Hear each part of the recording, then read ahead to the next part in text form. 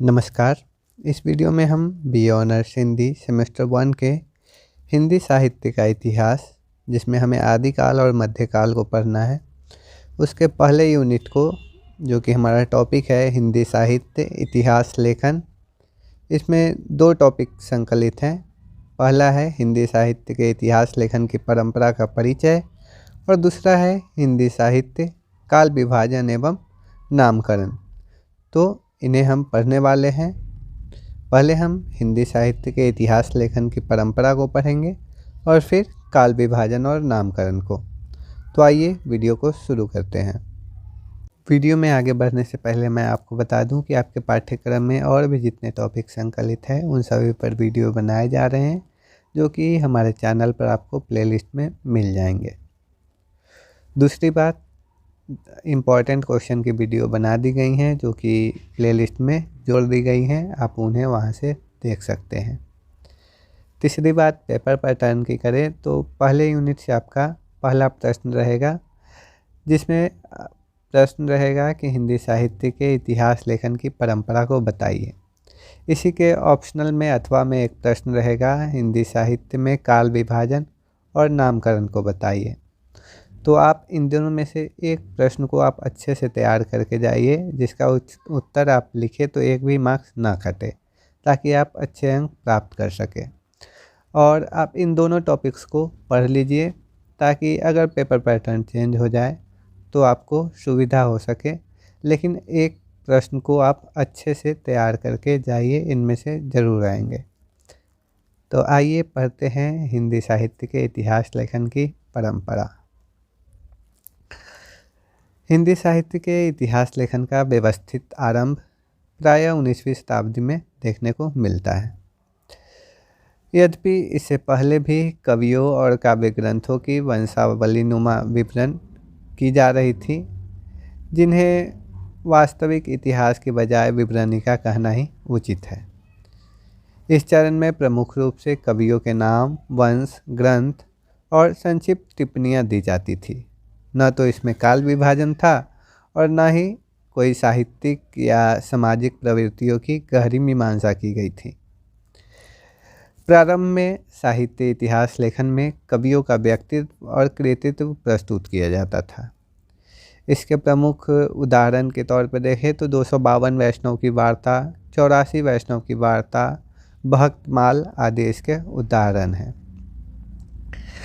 इनमें कालक्रम का विवेचन नहीं होने के कारण इन्हें साहित्य इतिहास का हिस्सा नहीं माना जाता है। तो इस प्रकार 19वीं सदी में इसका आरंभ माना जाता है, जिसमें सर्वप्रथम हिंदी साहित्य लेखन का श्रेय गारसा दत्तासी को दिया जाता है। गारसा दत्तासी फ्रांसीसी विद्वान थे। इन्होंने फ्रेंच भाषा में एक ग्रंथ की रचना की सन 1839 में, जिसका नाम था इस्तवार द ला लिटरेट्यूर इंदुइया ए हिंदुस्तानी। इसमें हिंदी और उर्दू के 738 कवियों का वर्गीकरण किया गया, जिसमें 72 कवि हिंदी के थे।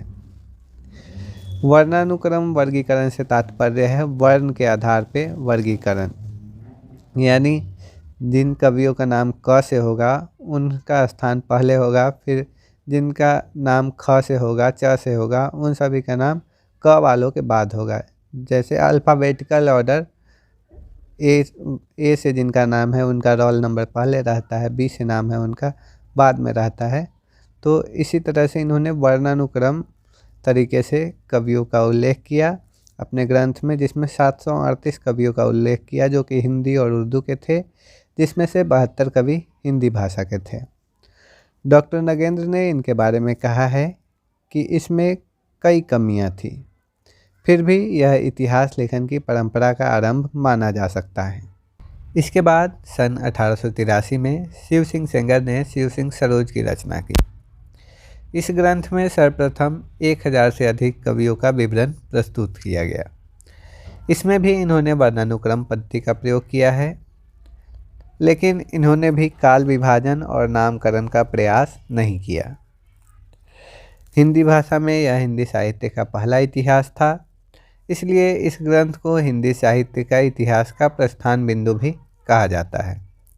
इसके बाद सन 1888 में जॉर्ज ग्रियर्सन ने the modern vernacular literature of Hindustan की रचना की, जिसका हिंदी में अनुवाद डॉक्टर किशोरीलाल गुप्त ने किया है। इसमें इन्होंने काल क्रम के अनुसार विभाजन किया और साथ ही विभिन्न साहित्यिक प्रवृत्तियों का अध्ययन भी किया। इन्होंने 952 कवियों को शामिल किया, जिसमें से 886 कवि शिव सिंह सरोज से लिए गए थे। इन्होंने भक्तिकाल को स्वर्ण युग कहा है। इसके बाद मिश्र बंधुओं ने मिश्र बंधु विनोद की रचना की। सन 1913 से 1934 तक मिश्र बंधु विनोद के अलग अलग संस्करण का प्रकाशन हुआ। मिश्र बंधुओं में गणेश बिहारी मिश्र, श्याम बिहारी मिश्र और सुखदेव बिहारी मिश्र ये 3 भाई थे। इन्होंने मिश्र बंधु विनोद की रचना की। मिश्र बंधु विनोद में 4591 कवियों का विवरण है। इन्होंने हिंदी साहित्य को 8 कालखंडों में विभाजित किया है। इतिहास लेखन की एक सार्थक कड़ी होने के बावजूद इसमें कुछ कमियां मिलती हैं। इसके बाद सन 1929 में आचार्य रामचंद्र शुक्ल आते हैं और ये हिंदी साहित्य का इतिहास लिखते हैं। इन्होंने सुव्यवस्थित इतिहास प्रस्तुत किया, जो कि नागरी प्रचारणी सभा बनारस के द्वारा प्रकाशित किया गया था। इन्होंने हजारों कवियों में से 1000 कवियों को चिन्हित किया और उसे अपने ग्रंथ में शामिल किया। शुक्ल जी का दृष्टिकोण साहित्य आलोचनात्मक था और उनके इतिहास में गहरी पारदर्शिता थी। संपूर्ण इतिहास का इतना तार्किक व सुव्यवस्थित काल विभाजन इन्होंने किया कि इनके बाद के इतिहास ग्रंथों में प्रायः इसका ही प्रयोग किया जाता है। इसके बाद सन 1938 में डॉक्टर राम कुमार वर्मा हिंदी साहित्य का आलोचनात्मक इतिहास लिखते हैं। इन्होंने सिर्फ आदिकाल और भक्तिकाल को अपने ग्रंथ में स्थान दिया, आगे का भाग वे नहीं लिख पाए। इन्होंने निर्गुण ज्ञानाश्रयी शाखा को संत काव्य कहा है और निर्गुण प्रेमाश्रयी शाखा को सूफी काव्य का नाम दिया है। जब हम भक्ति काल का विभाजन करेंगे तो वहाँ हम आपको बताएंगे कि भक्ति काल 2 भागों में बटा, सगुण और निर्गुण। सगुण में राम भक्ति काव्य धारा और कृष्ण भक्ति काव्य धारा, और निर्गुण में ज्ञानाश्रयी और प्रेमाश्रयी। तो वही यहाँ बताया जा रहा है कि राम कुमार वर्मा जी ने ज्ञानाश्रयी काव्य धारा को संत काव्य धारा कहा और प्रेमाश्रयी काव्य धारा को सूफी काव्य के नाम से बताया है। इन्होंने अपभ्रंश साहित्य के बड़े हिस्से को भी अपने ग्रंथ में शामिल किया, जिसे संधि काल के शीर्षक के अंतर्गत प्रस्तुत किया गया है। वर्मा जी ने इसी से आदिकाल को संधि काल और चारण काल भी कहा है। इन्होंने शुक्ल जी के वर्गीकरण पर आधारित लेकिन नए नामों का उल्लेख करके प्रवाहमय शैली में तथ्यों को प्रस्तुत किया है। इसके बाद आचार्य हजारी प्रसाद द्विवेदी ने सन 1940 में हिंदी साहित्य की भूमिका, सन 1952 में हिंदी साहित्य का इतिहास और सन 1952 में ही हिंदी साहित्य का उद्भव और विकास 3 ग्रंथों की रचना की। इसमें इन्होंने तुलनात्मक अध्ययन प्रस्तुत किया है और प्रेमाख्यान काव्य पर अनुसंधान भी किया है। इनके योगदान ने हिंदी साहित्य के इतिहास लेखन को नई दृष्टि दी। इसके बाद डॉक्टर गणपति चंद्र गुप्त आते हैं। इन्होंने हिंदी साहित्य के इतिहास को वैज्ञानिक दृष्टिकोण से देखा। इन्होंने सन 1965 में हिंदी साहित्य का वैज्ञानिक इतिहास लिखा, जिसमें आचार्य शुक्ल द्वारा जो प्रतिपादित ढांचे थे उसमें आमूलचूल परिवर्तन करने का प्रयास इन्होंने किया। इस ग्रंथ के माध्यम से इन्होंने संपूर्ण इतिहास को 3 भागों में विभाजित किया, 3 कालखंडों में विभाजित किया, जिसमें प्रारंभिक काल, मध्यकाल और आधुनिक काल है। इसमें साहित्य इतिहास के विकासवादी सिद्धांत की प्रतिष्ठा करते हुए उसके आलोक में हिंदी साहित्य की नूतन व्याख्या प्रस्तुत करने की चेष्टा की गई है। इसके बाद जो किताब आपके पास भी होगी, हिंदी साहित्य का इतिहास, डॉक्टर नगेंद्र जी द्वारा, और डॉक्टर हरदयाल जी द्वारा लिखा गया, जो कि सन 1973 में लिखा गया। डॉक्टर नगेंद्र के संपादन में कुल 26 विद्वानों के सहयोग से यह विशद पंच रचा गया। इतने विद्वानों के कारण एक ऐतिहासिक दृष्टि संपूर्ण ग्रंथ में अधोपान नहीं हो पाई, किंतु फिर भी प्रत्येक काल व उससे जुड़े रचनाकारों पर सरल भाषा में अपेक्षाकृत अधिक प्रामाणिक और व्यवस्थित सामग्री के कारण यह विद्यार्थियों के बीच विशेष रूप से प्रचलित है। इसके बाद सन 1986 में रामस्वरूप चतुर्वेदी हिंदी साहित्य और संवेदना का विकास लिखते हैं। रामस्वरूप चतुर्वेदी आचार्य शुक्ल की दृष्टि से प्रभावित है, फिर भी उन्होंने शुक्ल जी के युगीन दृष्टिकोण और द्विवेदी जी के परंपरावादी दृष्टिकोण में परस्पर संबंध बनाते हुए लिखा है। शुक्ल जी की बहुत सी स्थापनाओं को स्थापित करने का प्रयास से भी उनकी मौलिकता समाप्त नहीं होती, क्षरित नहीं होती। शुक्ल जी की परंपरा को गंभीरता से पुनर्परिभाषित इन्होंने किया है। भाषा और साहित्य के गहरे संबंध की खोज उनकी प्रमुख विशेषता है। भाषिक प्रवृत्ति की गहरी समीक्षा से साहित्यिक परंपरा के संदर्भ व्याख्यायित होते हैं। इस प्रकार हम निष्कर्षतः कह सकते हैं कि हिंदी साहित्य के इतिहास लेखन की परंपरा सतत चलती रही है। हर दौर में नई दृष्टि, नई पद्धति और नए चिंतन से साहित्य इतिहास के तथ्यों का उद्घाटन हुआ है। गारसा दत्तासी से लेकर आज तक हिंदी साहित्य का इतिहास का लेखन विकसित होता रहा है। हिंदी साहित्य का इतिहास लेखन एक निरंतर और विकासशील प्रक्रिया है, जिसमें हर लेखक ने अपनी अपनी दृष्टि से योगदान दिया और परंपरा को समृद्ध किया है। आइए अब इसके बाद हम काल विभाजन और नामकरण को पढ़ते हैं।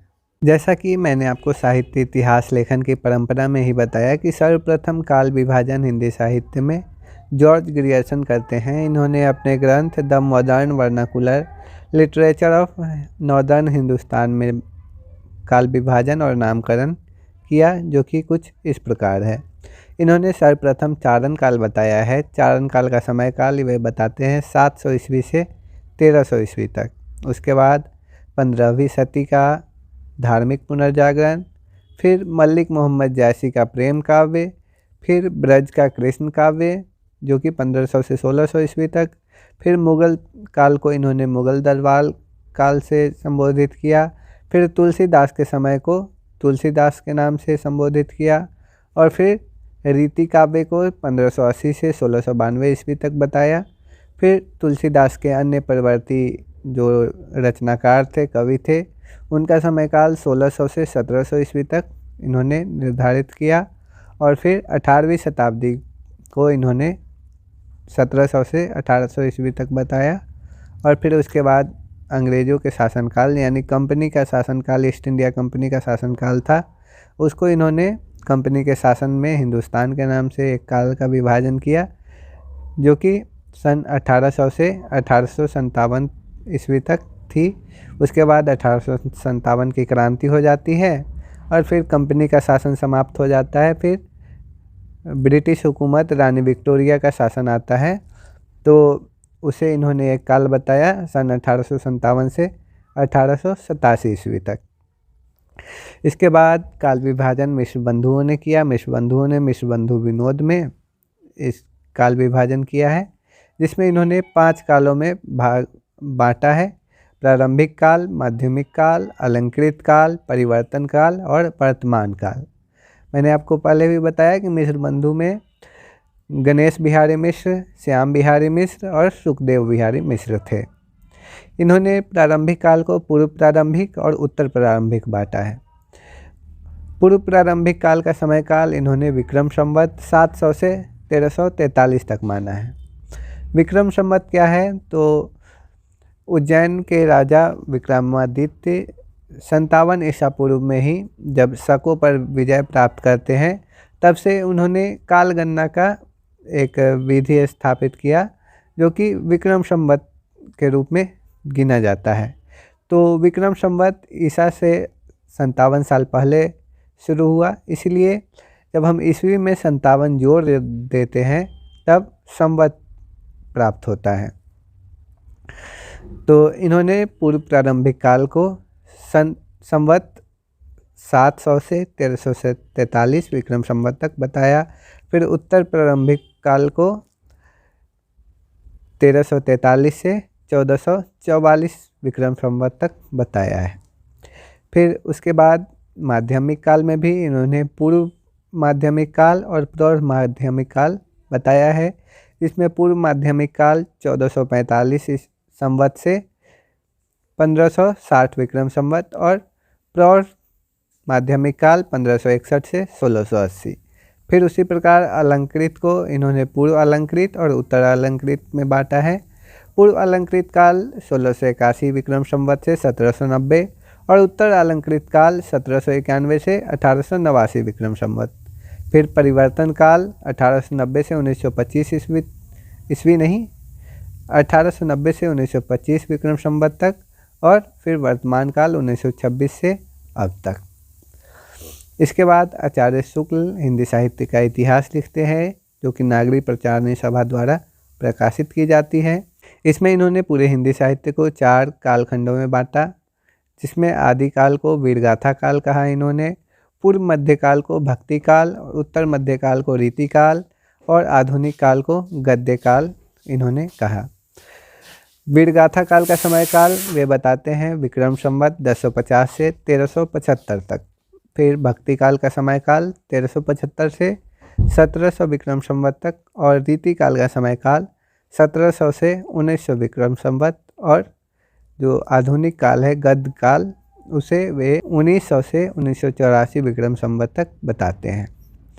इसके बाद डॉक्टर राम कुमार वर्मा हिंदी साहित्य का आलोचनात्मक इतिहास लिखते हैं। इसमें ये हिंदी साहित्य के इतिहास का काल विभाजन 4 भागों में करते हैं, जिसमें पहला प्रारंभिक काल को इन्होंने 2 भागों में बांटा, संधि काल और चारण काल। संधि काल को इन्होंने 750 विक्रम संवत से 1000 विक्रम संवत तक बताया और चारण काल को इन्होंने 1000 विक्रम संवत से 1375 विक्रम संवत तक बताया। फिर ये भक्ति काल बताते हैं 1375 से 1700 विक्रम संवत, रीति काल 1700 से 1900 और आधुनिक काल 1900 से अब तक। ये भी अगर आप देखें तो इसमें केवल आदिकाल को प्रारंभिक काल कहा गया है, बाकी आचार्य रामचंद्र शुक्ल के जैसा ही है, जिसमें इन्होंने 1375 तक आदिकाल माना। फिर उसी प्रकार जिस प्रकार भक्ति काल को शुक्ल जी ने 1700 तक माना, फिर 1900 तक रीति काल, फिर 1984 तक शुक्ल जी ने आधुनिक काल की सीमा कर दी, लेकिन यहाँ राम कुमार वर्मा 1900 से अब तक यानी अभी तक आधुनिक काल बताते हैं। फिर आचार्य हजारी प्रसाद द्विवेदी हिंदी साहित्य का उद्भव और विकास में बताते हैं। इन्होंने 4 भागों में काल विभाजन किया है, आदिकाल, भक्तिकाल, रीतिकाल और आधुनिक काल। आदिकाल को इन्होंने 1000 से 1400 ईस्वी तक बताया, भक्ति काल को इन्होंने 1400 से 1700 ईस्वी तक बताया, रीतिकाल 1700 से 1800 ईस्वी और आधुनिक काल 1801 से अभी तक। इसके बाद डॉक्टर गणपति चंद्र गुप्त हिंदी साहित्य का वैज्ञानिक विश्लेषण करते हुए इसका वैज्ञानिक इतिहास लिखते हैं। इसमें भी इन्होंने 4 भागों में वर्गीकरण किया, प्रारंभिक काल, पूर्व मध्यकाल, उत्तर मध्यकाल और आधुनिक काल, जिसमें सन 1184 से 1350 ईस्वी को प्रारंभिक काल बताया गया, सन 1350 ईस्वी से 1600 ईस्वी को पूर्व मध्यकाल और 1600 ईस्वी से 1857 ईस्वी को उत्तर मध्यकाल और 1857 से अब तक आधुनिक काल। इसके बाद डॉक्टर नगेंद्र ने हिंदी साहित्य का इतिहास का संपादन किया, जिसमें इन्होंने 4 भागों में काल विभाजन किया है, आदिकाल, भक्तिकाल, रीतिकाल और आधुनिक काल। आदिकाल को इन्होंने बताया 7वीं सदी के मध्य से 14वीं सदी के मध्य तक, यानी 650 ईस्वी से 1350 ईस्वी तक। फिर भक्तिकाल को इन्होंने बताया 14वीं शताब्दी के मध्य से 17वीं शताब्दी के मध्य तक, यानी 1350 ईस्वी से 1650 ईस्वी तक। फिर रीतिकाल को इन्होंने बताया 1650 ईस्वी से 1850 ईस्वी तक। फिर आधुनिक काल 1850 के बाद से, जिसमें भारतेंदु युग आता है। भारतेंदु हरिश्चंद्र का जन्म 1850 हुआ, इसलिए डॉक्टर नगेंद्र ने वहाँ से आधुनिक काल को माना है। आधुनिक काल का वर्गीकरण ये करते हैं 4 भागों में, जिसमें पहला पुनर्जागरण काल, जिसे भारतेंदु काल कहा गया है, जो कि 1857 से 1900 ईस्वी तक माना जाता है। फिर जागरण सुधार काल, जो कि द्विवेदी युग को इन्होंने कहा, जिसमें महावीर प्रसाद द्विवेदी के नाम के ऊपर इसका नामकरण किया गया, जो कि 1900 से 1918 ईस्वी तक माना गया। फिर छायावाद युग, जिसमें प्रसाद, प्रेमचंद आदि आते हैं, ये 1918 से 1938 तक। और फिर छायावादोत्तर काल, जिसमें प्रगति प्रयोग काल, नवलेखन, नई कविता, कविता और बहुत सारे काल आते हैं, जो कि 1938 से 1953 तक प्रगति प्रयोग काल, और फिर नवलेखन का काल 1953 से अब तक माना जाता है।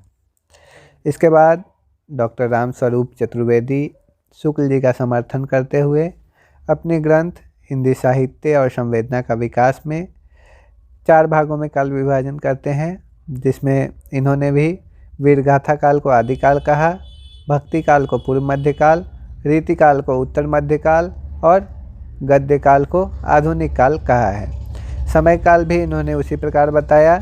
सन 1000 से 1350 तक आदिकाल, फिर 1350 से 1650 ईस्वी तक पूर्व मध्यकाल, फिर 1650 से 1850 ईस्वी तक उत्तर मध्यकाल, और 1850 से अब तक आधुनिक काल। फिर डॉक्टर बच्चन सिंह ने भी हिंदी साहित्य का दूसरा इतिहास लिखा। इसमें इन्होंने आदिकाल को अपभ्रंश काल कहा है, फिर भक्ति काल, फिर रीति काल, फिर आधुनिक काल। भक्ति काल का समय काल इन्होंने 1400 से 1650 ईस्वी बताया। फिर रीति काल का समय काल 1650 ईस्वी से 1857 ईस्वी तक, और 1857 से अब तक आधुनिक काल माना गया। तो इस प्रकार अलग अलग विद्वानों ने हिंदी साहित्य में अलग अलग काल विभाजन और उसका नामकरण किया है, जो कि मैंने आपको बताया। तो आशा करता हूँ आपको सब समझ में आया होगा। अगर आपको किताबों में रुचि है, या फिर साहित्य के विद्यार्थी होने के नाते अगर आप किताब पढ़ना चाहते हैं, अगर आपको चाहिए सजेशन कि कौन सी किताबें पढ़ें, तो आप इंस्टाग्राम पे किताब कोना को फॉलो कर सकते हैं, जहां आपको अलग अलग किताबों की समीक्षा देखने को मिलेगी। आप यहां से सिलेक्ट कर सकते हैं कि कौन सी किताबें पढ़ेंगे तो अच्छा रहेगा।